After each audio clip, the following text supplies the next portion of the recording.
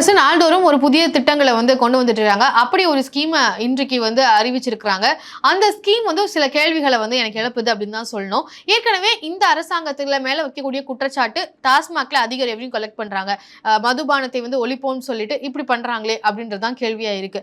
இன்னும் சில கேள்விகளானது எடுத்து வைக்க வேண்டிய ஒரு சூழல் தான் வந்திருக்கு அப்படின்னு சொல்லணும். ஏன்னா அவங்க திட்டம் வந்து அறிவிச்சிருக்கிறாங்க. அதாவது லிக்கர் பாட்டில்ஸ் வந்து யாரெல்லாம் வாங்குறாங்களோ அந்த பாட்டில திருப்பி வந்து கொடுக்குறவங்களுக்கு, வெறும் கன்சியூம் பண்ணிட்டு அந்த பாட்டில வந்து திருப்பி கொடுக்குறவங்களுக்கு ஒரு பாட்டிலுக்கு 10 rupees கொடுப்போம் அப்படின்ற மாதிரி அறிவிக்கிறாங்க. இதை ஏன் கொண்டு வராங்க அப்படின்னு கேட்கும்போது, என்விரான்மெண்ட்டை சேவ் பண்றதுக்காண்டி பாட்டில குடிச்சிட்டு அங்கங்க போட்டுறாங்க. இது வந்து ஹசார்டஸா மாறுது. ஸோ இதை கட்டுப்படுத்துறதுக்காண்டி யாரெல்லாம் வந்து குடிக்கிறாங்களோ, குடிச்சிட்டு அந்த பாட்டில வந்து திருப்பி கொடுக்கறது மூலமா 10 ரூபாய் கொடுக்குறோம் அப்படின்னு சொல்றாங்க. தமிழ்நாட்டை பொறுத்த வரைக்கும் நிறைய பேர் வந்து ஆல்கஹாலிக்கா இருக்கிறாங்க, அடிக்ஷன்ல சிக்கி தவிக்கக்கூடிய மக்கள் இருக்கிறாங்க. ஆல்ரெடி வறுமையில இருப்பாங்க, ஆனா ஆல்கஹாலிக்கா இருந்து இன்னும் வந்து அந்த குடும்ப வறுமையின் சூழல்ல வந்து இருந்துட்டு இருப்பாங்க. ஸோ இப்படிப்பட்ட மக்களுக்கு இது வந்து ஒரு இன்சென்டிவா போய் அமையுமா? அப்படி இல்லைன்னா இது வந்து ஒரு இன்னும் ஒரு ப்ரெஷரை ஏற்றுற மாதிரியான ஒரு திட்டமா அப்படின்றது தான் கேள்வி. என்விரான்மெண்ட் அப்படின்றது கண்டிப்பா ஒரு முக்கியம் தான், எந்த ஒரு மாற்று கருத்தும் கிடையாது, அதுல எந்த ஒரு காம்ப்ரமைஸும் கிடையாது. சுற்றுச்சூழலை பாதுகாக்க வேண்டிய கடமை அப்படின்றது எல்லாருக்கும் இருக்கு. ஆனா இந்த திட்டம் சுற்றுச்சூழலை பாதுகாக்கிறதுக்கு சரியான திட்டமா அப்படின்றது தான் கேள்வி. இந்த ஒரு திட்டம் இன்சென்டிவா அமையறதோட சில பேருக்கு ப்ரெஷரா அமைய வாய்ப்பு இருக்கு. ஏன் அப்படி சொல்றேன்னா, இப்போ ஒரு பாட்டில் வாங்கி ஆல்கஹாலிக்கா இருக்கிறவன் இன்னொரு பாட்டில் வாங்கலாமா அப்படின்னு யோசிக்க மாட்டானான்றதான் கேள்வி. என்விரான்மெண்ட்டை சேவ் பண்ண ஏன் பாட்டில் மேல மட்டும் ஃபோக்கஸ் வருது? அதாவது டாஸ்மாகோட பாட்டில் மேல மட்டும் ஃபோக்கஸ் வருது. அங்கங்க பிளாஸ்டிக் கவர்ஸ் இருக்கு, ஸ்ட்ரீட்ல அவ்வளோ வேஸ்ட் இருக்கு, சாட்செட்ஸ், இந்த மாதிரி எவ்வளவோ இருக்கு. இதெல்லாம் வந்து கட்டுப்படுத்தி என்விரான்மெண்ட்டை வந்து சேவ் பண்ணுமா? பாட்டில் மட்டும் ஏன் குறிவிக்கிறாங்க அப்படின்றது தான் இங்க ஒரு சந்தேகத்தோட ஒரு கேள்வி வருது அப்படின்னு சொல்லணும். பிளாஸ்டிக் கவர்ஸோ சாட்செட்ஸோ இல்ல என்விரான்மெண்ட்டை வந்து இவங்க இதெல்லாம் வந்து பாதிக்கலையா? ஏன் இதெல்லாம் கட்டுப்படுத்துறதுக்கு எந்த ஒரு திட்டமும் வரல? என்விரான்மெண்ட்டை பாதுகாக்கணும் அப்படின்னு சொல்லும்போது மதுபான பாட்டிலுக்கு மட்டும் 10 ரூபாய் கொடுத்தீங்கன்னா உங்களுக்கு 10 ரூபாய் அப்படின்னு சொல்றாங்க. பிளாஸ்டிக் கவர்ஸோ ஆல்ரெடி கன்ஸ்ட்ரக்ஷன் மூலமா வரக்கூடிய வேஸ்ட், ஸ்ட்ரீட் வேஸ்ட்டுக்கெல்லாம் அங்கேயும் தான் என்விரான்மெண்ட் பாதிப்பாகுது. அப்போ அந்த மாதிரியான வேஸ்ட் எல்லாம் வந்து கலெக்ட் பண்றது யாரு பண்ண போறா? ஏன் ஒரு லிக்கர் பாட்டிலுக்கு மட்டும் எக்ஸ்ட்ரா இன்சென்டிவ், ஏன் ஒரு ரிவார்ட் மாதிரி 10 ரூபாய் கொடுக்குறாங்க?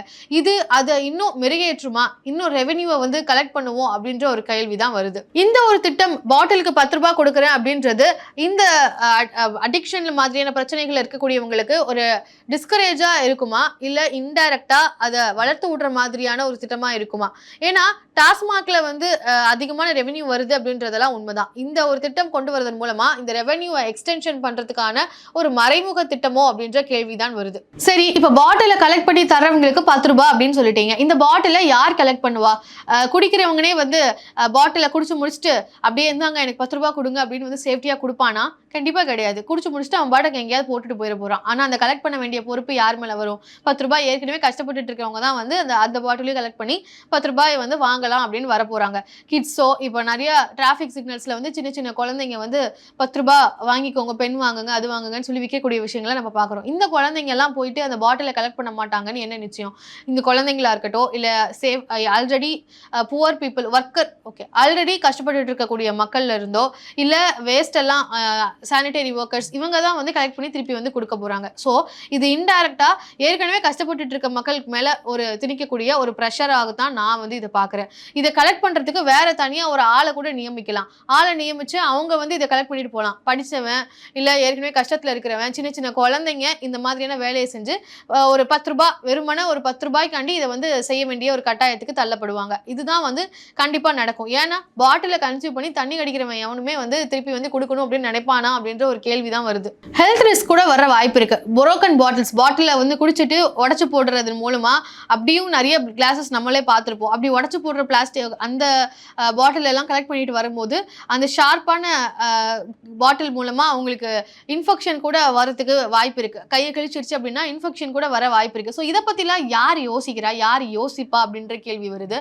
அதை தாண்டி ஸோ இது வந்து ஒரு லாங் டேர்மா என்விரான்மெண்ட்டை சேவ் பண்றதுக்கான ஒரு திட்டமா அப்படின்னு பார்த்தா கண்டிப்பா கிடையாது. ஏன்னா ஒரு ரீசைக்கிள் மாதிரியான ஒவ்வொரு பிளாஸ்டிக், எல்லா பிளாஸ்டிக்ஸுமே ஒரு டெபாசிட் ரிட்டர்ன் கொடுக்கணுமா, இல்லை ஒரு ரீசைக்கிள் பண்ணுறதுக்கு, இல்லை ஸ்ட்ரிக்டாக மேனுஃபேக்சரிங் ரூல்ஸ் போடுறது, இது ஒரு லாங் டேர்மாக என்விரான்மெண்ட்டுக்கான சேஃபான ரூல்ஸா, இல்லை ஒரு 10 ரூபாய் குடுக்குறோம் அப்படின்னு சொல்லி அந்த ஒரு திட்டம் இது லாங் டர்மா என்விரான்மெண்ட்டை பாதுகாக்கிறதுக்கு சரியா வருமா அப்படின்றத நீங்களே யோசிங்க. இது கண்டிப்பா ஒரு பிளேமோ இல்ல இது ஒரு பாலிட்டிக்கலா பேசணும், இந்த கட்சிக்காண்டி பேசணும், இவங்க கொண்டு வர திட்டமே தப்பு அப்படின்னு சொல்லணுன்றதுக்கான ஒரு நோக்கம் கிடையாது. இது வந்து ஒரு சொசைட்டலா ஒரு சோஷியல் இம்பாக்டா யோசிக்க வைக்கக்கூடிய ஒரு கேள்வி அப்படின்னு தான் நான் நினைக்கிறேன். ஏன்னா இது வந்து ஒரு என்விரான்மெண்ட்டை சேவ் பண்ணணும் அப்படின்றதுக்காண்டி அடிக்ஷன்ல இருக்கிறவங்களை இன்னும் நார்மலைஸ் பண்ணக்கூடிய ஒரு விஷயமா மாறிடக்கூடாது. அதே மாதிரி ஒரு சாதாரண விளிம்பு நிலை மக்கள் மேல இன்னும் ஒரு எக்ஸ்ட்ரா பர்டன் போட்டு 10 ரூபாய்க்காண்டி அவங்க இவ்வளவு தூரம் பல இடங்கள்ல திரிஞ்சு பாட்டில்ஸை கலெக்ட் பண்ணிட்டு வரணும் அப்படின்ற அந்த ஒரு பர்டன் அவங்களுக்கு கிரியேட் ஆயிடக்கூடாது அப்படின்றது தான் என்னுடைய நோக்கமாக இருக்கு. ஸோ நான் எனக்கு தோணுன விஷயங்களை சொல்லிட்டேன். இது ஒரு கண்டிப்பா ஒரு நல்ல தீர்வா இருக்காது அப்படின்றத உங்களுக்கு என்ன தோணுது? ஒரு பாட்டில வந்து திருப்பி வந்து கொடுக்கறதுக்கு 10 ரூபாய் கொடுக்கறது அப்படின்றது என்விரான்மெண்ட்டை சேவ் பண்ணணும் அப்படின்னு நீங்க நினைக்கிறீங்களா? இல்ல இது வந்து அடிக்ஷனை இன்னும் அதிகப்படுத்தலாம் அப்படின்னு நினைக்கிறீங்களா? உங்களுக்கு என்ன தோணுது அப்படின்றத கண்டிப்பா கமெண்ட்ல சொல்லுங்க. நன்றி.